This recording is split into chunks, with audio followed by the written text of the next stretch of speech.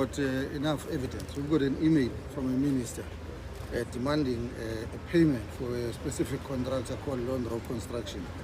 Remember, the ministers, according to the members, executive members' ethics, he's got no role on the financial or operational matters of IDT. And to demonstrate that his interest on running that department is only for the corrupt activities, you know that the Department of Public Works has got different entities. It's got CIDB, it's got CBE, and then only IDT that focuses on assisting various departments with social infrastructure. So that's where you find tenders. So you can see that this is a matriculant who's not here for any interest of contributing to the infrastructure development of this country, as it is part of the mandate of Public Works to make sure that we've got better infrastructure that allows our people to move around with the country to develop. But he's only interested on tenders. That's why he went straight to IDT, and he didn't go to the board, he didn't go to the DG. Remember, he's got only executive authorities, not accounting authorities. The DG of Public Works has got the accounting authorities, but he leaves the DG, not the board, not the leadership at IDT. He goes to a staff member to demand a specific payment for one contractor when IDT is not just working here in Tshwane, it's working all over South Africa. So it's got different projects, but he goes and pulls one out of them, a white-owned construction company called Lone Rock, and we believe that there's enough evidence to show that his only interest is to say this company must be paid, and even the demand. And the staff members, when they respond, they say, we can't. Remember, when there's a tender, a company gets awarded a specific amount, and then there's what you call variations, when they go over what has been budgeted for, maybe due to extension of work or anything. But that variation is not just an open check. There must be clear authority. National Treasurer demands that. Even the Public Works must authorize that, including National Treasurer, because the variation is 20%.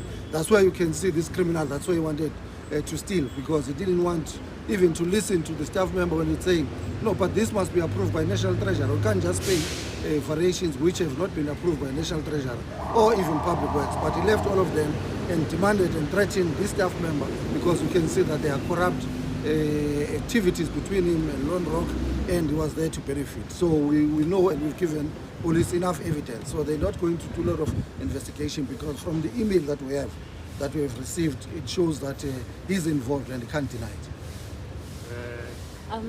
Yes. So how much was this contract worth?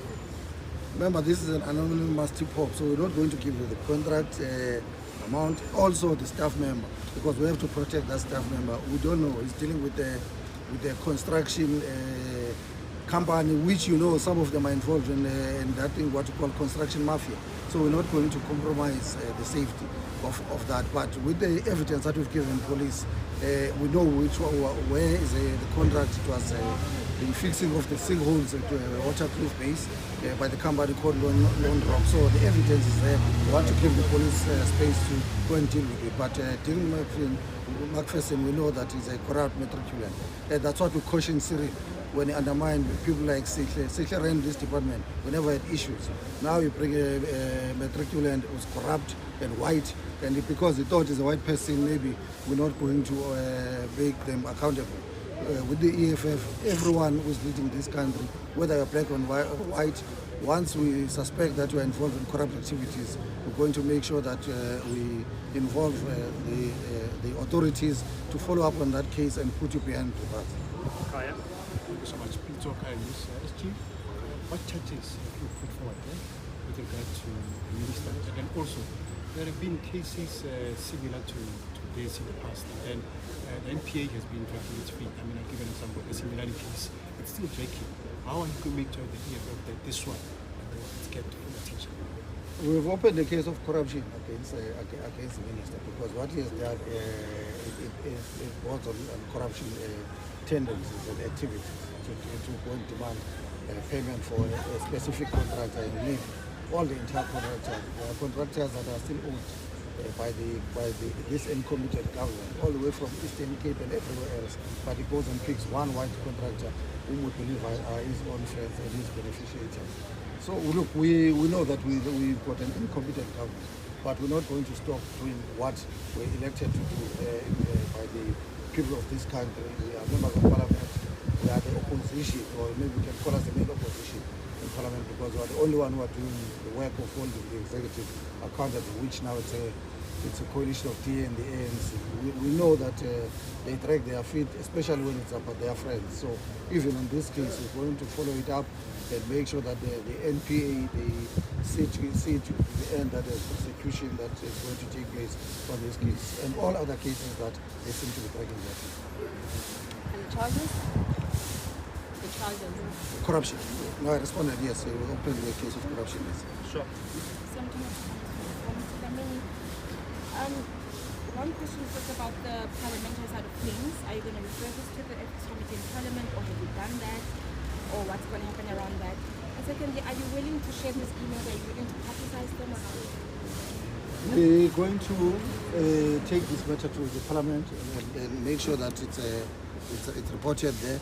But we'll share the email, because we must demonstrate to people of South Africa that we're just not going around and just fishing around. We've got the email from the minister, and we'll release it. That here is the email. If he wants to deny it, he must deny it. That he has sent an email demanding that a specific contract, and even on the email, he says, I don't get involved, because he knows. His subconscious mind told him that what you are doing is wrong.